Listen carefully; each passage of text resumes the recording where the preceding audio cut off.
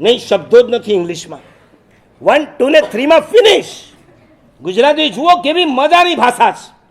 અને તમને ગુજરાતી કરતાં ઇંગ્લિશ મીડિયમમાં મજા આવે છે. તખુબા ગયા હતા પાસપોર્ટ કઢાવવા ઓફિસની અંદર ગયા હતા. પાસપોર્ટ કઢાવતા પહેલાં ફોર્મ ભરવું પડે ને, તો એમ ફોર્મ આપ્યું. બોલો કે મને ઇંગ્લિશ કાંઈ આવડે નહીં, તમારે જે મેટર જોઈતી હોય, માહિતી જોઈતી હોય મને પૂછતા જાઓ, હું બોલતો જઈશ. નામ, વોટ ઇઝ યોર નેમ? એને કહું તખુબા, જે પણ બધું બોલી દીધું. એમ કરતાં કરતાં પાન કાર્ડ, પાન ડિટેલ એને કીધું લખો. બનારસી, સૂકી કતરી, 120 બાબા, કિમામ, ગુલકંદ અને થોડો અલગથી ભીનો ચૂનો, આટલું આવે એટલે પાન પૂરો થઈ જાય. હવે પાન ને પેન શું ડિફરન્ટ પડે છે?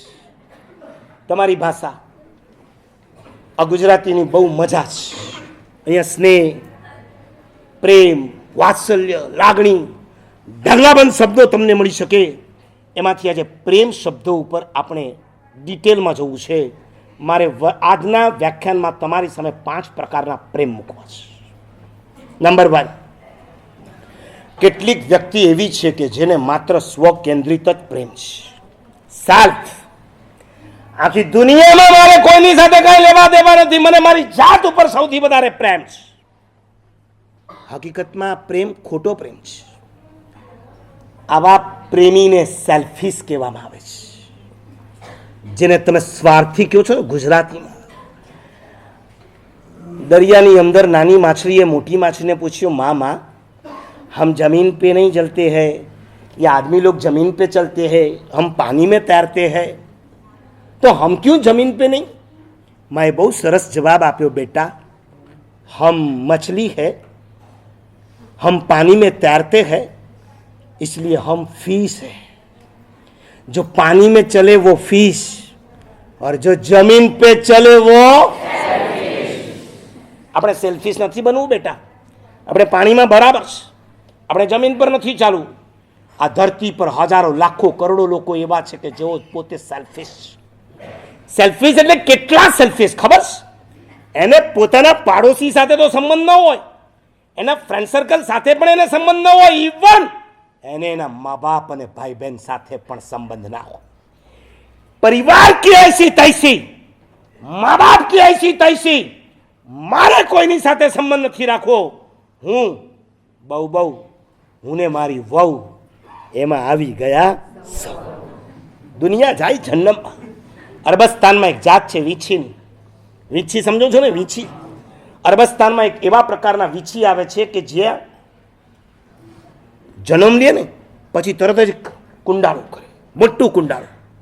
વીછી ઢગલાબંધ બચ્ચાઓને જન્મ આપે અને જન્મ આપ્યા પછી એ કુંડાળામાંથી જેટલા બહાર નીકળી જાય એ બધા બચી જાય. અંદર હોય એને જન્મ આપનારી માં જ ખાવા માંડે અને અહીંયાથી ડરી અને ઓલા બચ્ચાઓ ભાગવા માંડે. ઓલી વીછણ એ લોકોને ખાવા માટે પોતાનું કુંડાળું નાનું કરતી જાય. એટલે પહેલાં મોટું સર્કલ હતું, પછી બીજા રાઉન્ડમાં એનાથી નાનું, ત્રીજા રાઉન્ડમાં એનાથી નાનું, એમ કરતાં પોતે જન્મ આપેલા બચ્ચાઓને ખાતી છેલ્લે પોતે એકલી રહી જાય ને ત્યારે પોતાની જાતને જ પોતે ડંખ મારે છે, પોતાની જાતને જ પોતે કરંટ આપે છે. આ સ્વાર્થી માણસના લક્ષણ છે. શરૂઆતમાં પોતાના પરિવારમાંથી બધાને બાકાત કરશે, હું ને મારી વહુ, અને 2 જણા બચે પછી 2 જણા લડે, પછી 2 ડાયવર્સ થાય, પછી એકલો રહી જાય, પછી આખા ગામની જેટલી પણ ટેન્સ હોય પોતાના પર ઉતારે. ક્યારેક ઝેર પીને, ક્યારેક સુસાઇડ કરીને પરલોક ભેગા થઈ જતા હોય છે. સ્વાર્થી માણસની આ હાલત હોય છે.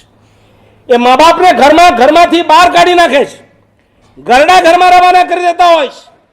લગ્ન કર્યા પછી સ્વાર્થી માણસ પત્નીની સાથે પણ નથી રહી શકતો, એને ડિવોર્સ અપાવી દેતો હોય છે. અને કદાચ ડિવોર્સ ના આપી શકે તો આ સ્વાર્થી કપલ, દંપતી ભેગું થઈ પોતાના પેટમાં જે બચ્ચું આવ્યું છે એને પણ ક્યારેક અબોર્શન કરાવીને ખતમ કરી દેતું હોય છે. મને કહેવા દો, વર્તમાન કાળમાં જ્યાં પણ અબોર્શન થતા હશે એના મૂળની અંદર સેલ્ફિશનેસ સિવાય બીજું કાંઈ જ નથી. હમણાં અમને બચ્ચું જોઈતું નથી, હમણાં તો અમારે મોજ મજા કરવી છે. બચ્ચું હશે આપણે મોજ મજા જલસા નહીં કરી શકીએ, દરેકમાં આડું આવશે. બેઠેલાઓને કહું છું, ચારિત્ર જીવનના માર્ગે આવો તો બહુ સારી વાત છે. કદાચ ન આવી શકો, જિંદગીમાં ક્યારે આ પાપ નહીં કરતા.